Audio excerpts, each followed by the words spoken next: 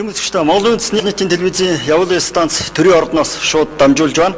За улсын хурл үүссэн нөхцөл байдалтай холбогдуулж онцгой чуулган хийхээр болоод байгаа. За чуулганы ажиллагаа үдээс хойш эхэлнэ гэж улсын хурлын удирдлага мэдэгдэж байгаа. За гэхдээ одоогоор цаг тодорхой биш байна.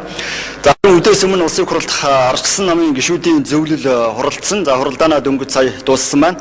За хуралдаанаар хамгийн гол нь үүссэн нөхцөл байдлын талаар зөвлөлийн гишүүд мэдээлэл сонсож, за чуулганы нэгдсэн хуралдаанд зөвлөлийн зүгээс ямар байр суурьтай оролцох вэ гэдгээс эхлээ зарим талын асуудлыг ярилцсан байна. За хуралдаанд ардчилсан намын дарга илүү дарж оролцсон. За ингээд энэ удаа ардчилсан намрахта та бүхнийг шууд ярилцлагаар дамжуулан уулзалж байна. Тэгэхээр энэ удаагийн зөвлөлийн хуралдаанаар гол нь гишүүд асуудлыг ямар хүрээнд ямар төвшөнд авч үзэж ярилцсан. Гишүүд мэдээллийг өргөн авсан. Улсын хурлын чуулганы үеэр гишүүд өөрсдийнхөө байр суурийг илэрхийл. Ардчилсан намын зүгээс хамгийн түрүүн хүний амь эрсдсэн явдалд гүнээ харамсаж байгаа. Хүний амь эрсдсэнд тэр иргэдийн арга гэр ойр дотны хүмүүст ардчилсан нам гүн эмгэнэл илэрхийлж байгаа. Ард түмнийхээ эсрэг буу хэрэгэлсэн. Иргэдийнхээ эсрэг буу хэрэгэлсэн, галт зэвсэг хэрэгэлсэн.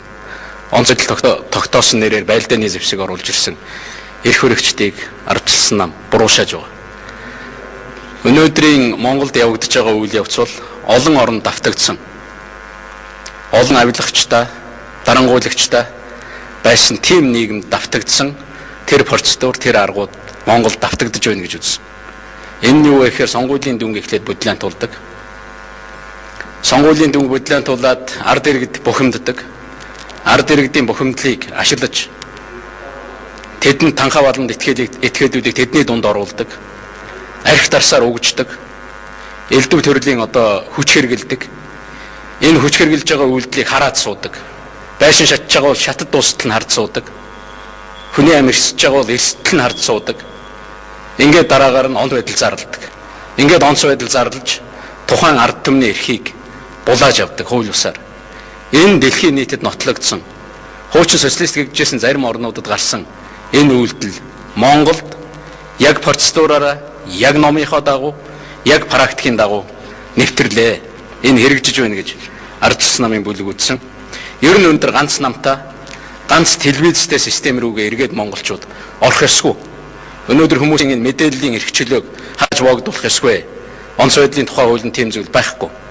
Энэ бүх хэвлэл мэдээллийн эрхчлөөг нээлттэй болох ёстой. Ард иргэдэд нээлттэй байх ёстой.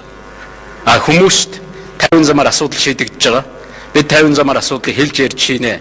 Хуулийн дагуу шийднэ гэдэг энэ мэдээлэл хөргүүлэх ёстой. Өчигдрөөс хойш баригдсан улсуудыг худал мэдүүлэг авахын тулд тамлан зовоох, эрүүдийн шүүх үйл ажиллагаа эхэлсэн байна. Энэ үйл ажиллагаа үргэлжилж байгааг ардчилсан нам таслан зогсоох ёстой гэж. Төрийн төмөр нүүр үгэн энэ авилгачдын эсрэг, хууль бус үйлдэл хийж байгаа хүмүүсийн эсрэг хандах ёстой. Ард түмний эсрэг хандсан явдалд үнэхээр бид санаа зовж байгаа, харамсаж байгаа. Иргэдийнхээ амь насыг, зүхтсэн иргэнийхээ амь насыг хойноос нь буудаж хөнөөсөн ийм мэдээлэл бидэнд ирсэн. Энд үнэхээр бид гүнээ харамсаж байна. Ер нь ардчилсан нам, ардчил эрхчлөөний үнэт зүйлийг үгүй хийх, иргэдийн эрхчлөөт байдал, эрүүл мэнд, амь насанд халдах, өөрсдийнхөө бусармаг арчаагүй үйлдэлээ зөвтгөх, нэг талын мэдээлэл тараах зэрэг үйлдэлээ зогсоохыг шаардахаар болсон. Ардчилсан намаас бүх зүйл хууль, шудраг ёсны хүрээнд хүчирхийллийн бус 50 аргаар шийдэгдэх ёстой гэсэн байр суурийг өмнө нь ч баримталж байсан, цаашд ч энэ байр суурийг баримтлана.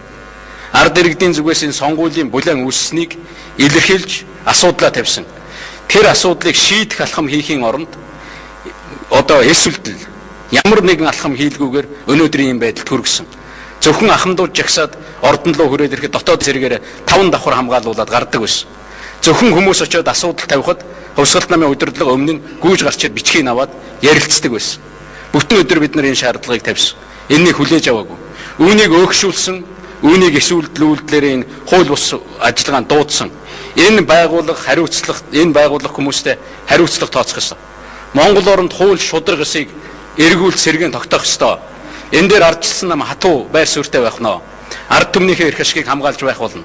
Өнөөдөр эргээд нэг намтай, нэг телевизтэй, нэг хэсэг хүмүүсийн хууль дээр хэлсэн үгээр асуудал явдаг цаг өнгөрсөн.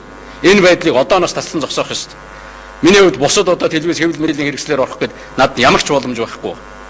Тэр хүмүүсийг эрүүдэн шүүх ажиллагаагаа зогсоох хэрэгтэй. Хүмүүсийн амь насанд халдах ажиллагаагаа зогсоох хэрэгтэй. Хүмүүсийн эд хөрөнгөнд халдах ажиллагаагаа зогсоох хэрэгтэй. Тэгээд энэ асуудлаа ард түмний нүдэн дээр улсын их хурлд одоо 50 замаар хэлэлцэх хэрэгтэй. Хэлэлцэн шийдвэрлэх хэрэгтэй. Тэр хүний амь насыг хөнөөсөн балманд этгээдүүдийг баривчлах ёстой. Тэнд ямар хариуцлага тооцож байгаа энэ асуудлуудыг шийдэх ёстой. Тэр ард түмний сонголтыг бодлоонтуулсан. Дээрээс нь ордоо янз бүрийн аргаар бодлоонтуулах бүх үйл ажиллагааг зохион байгуулсан. Гадна дотны зөвлөхүүдийн хамтаар тэдний ном заавраар зохион байгуулсан тэр этгээдүүд хариуцлага тооцох ёстой. Хууль шүүхийн байгууллага энэ ажлаа хийхийн оронд ард түмнийхээ эсрэг эрх чөлөөгөө хамж, өөрсдийн алдагдсан саналаа хамгаалж, санал бодлоо илэрхийлсэн ард түмэнд ингэж төрийн төмөр нүур харуулахыг зогсоох ёстой. Онц байдал зарлахад байлдааны техник гарах ёсгүй. Онц байдал дайны байдал гэж тустай байдаг. Цэрэг хөдлөх гэж тустай байдаг. Сая бид бүх хуулиудыг харлаа. Тийм зүйл алга байна. Зүгээр л айгаад гүйж явж байгаа иргэдийнхэн араас буудсан байна. Яаж байгаа юм? Өнөөдөр хүн амнаас эрсдлээ. Энээс илүү үнэтэй зүйл байх уу? Бид энд үнэхээр үнэ харамсаж байгаа. Бид энэ хүмүүсийн арга гэр ойр дотныхын хүмүүст эмгэн л илэрхийлж байгаа. Хэдэн 100 хүн өнөөдөр гэмтсэн байна. Бид нар тэр хүмүүстэй очиж уулзах гээд явах гээд аль нэг таана байгааг мэддэхгүй. Тэгэхээр бид нар явна тийшээ тий. Арслан намын зөвлөлийн хувьд бол энэ байр суурь улсын хурлын онцгой чуулган дээр илэрхийлнэ гэсэн үг. Улсын хурлын онцгой чуулган дээр илэрхийлнэ. Улсын хурлын онцгой чуулган зарласан тухай улсын хурлын дарга захимж гаргах ёстой өгнө. Тэгээд захирамж гаргаад манай гишүүд ирэх ёстой, ирүүлэх ёстой байсан. Ирүүлээгүй. Өөрсдөө намын бүлгийнхаа хэдэн улсуудыг суулгаад тэгээд бидэнд хэлээгүй, ирүүлээгүй. Өөрсдөө гишүүд очих ёстой гэд манай гишүүд өөрсдөө исэн. Тэгээд яг хэдэд хурлын эхлэх юм. Мэддэгдээгүй. Тийм байдлаар дахиад буруу мэдээлэл тарааж ардчилсан намынхан оролцохгүй байна. Бид нар ерөөсөө өглөөнөөс чуулган эхлээд хуралдаал тэр хэмжээний ирэл хэдэн цагт гисэн бол шууд манай гишүүд ороход бэлэн байсан. Ирцэн байсан. Нөхцөл байдлыг хөдөөнөөс орж ирсэн гишүүд бусад энэ мэдээллээр нэг талыг барьсан мэдээллээр явж байгаа энэ зүйлүүдийг хоорондоо ярилцсан. Мэдээлэлээ солилцсон. Ямар дүр зураг явагдаж байна. Тэгээд энэ хууль шударгасыг сэргээх, энэ иргэдийн эсрэг хүч хэрэгэлдэг, иргэдийн эсрэг зэвсэг хэрэгэлдэг, амь насыг хохироодог, эрүүл мэндийг хохироодог ийм үйлдэлийг гаргуулахгүй байхын төлөө ардчилсан нам байгаа бүхэл боломжоор ажиллана. Би иргэдэд хандаж хэлэхэд 50 байх шаардлагатай. 50 замаар асуудыг шийдэе л да. Хуулийн дагуу шийдэе. Энэ үнэхээр энэ бол олон жилийн бухимдал. Олон жилийн хүмүүсийн дургуутсал шүү. Зөвхөн одоо нэг өдөр гараад ирсэн, нэг гараад хэлэхэд, нэг нам гараад ирэхэд гарч ирэж жагсдаг ард түмэн биш. Тэгж нам дарын захирамж тушаалаар жагсдаг ард түмэн байхаа болсон. Энэ ард түмэн өөрсдөө эрхээ хамгаалдаг болсон. Өөрсдөө эрхэн зөрчигдсөн бол хэлдэг болсон. Энэ бол Монголын ардчлалын хамгийн том бахархал, хамгийн том гав байсан. Энэнийг өнөөдөр устгах гэж байна. Энэ үйл ажиллагааг бид нар нэг ч алхам явуулахгүй төлөө л ажиллах болно. Ийм учраас ард иргэдээ хэлэхэд та бүхний төлөө ажиллаж байна. Ард түмнийг өмөрдөг эзэн байдаг юм байна. Ардчлалын төлөө явдаг хүмүүс байдаг юм байна. Хүмүүсийн эрх чөлөө энэ сайн сайхан зүйлийн манд яаж ч байсан зогсдог тийм улс төрийн хүчин байдаг юм байна. Тийм улсууд байдаг юм байна гэдгийг л та бүхэн ойлгоорой. Бүх зүйлийг 50 замаар бүх зүйлийг хуулийн хүрээнд шийдэе.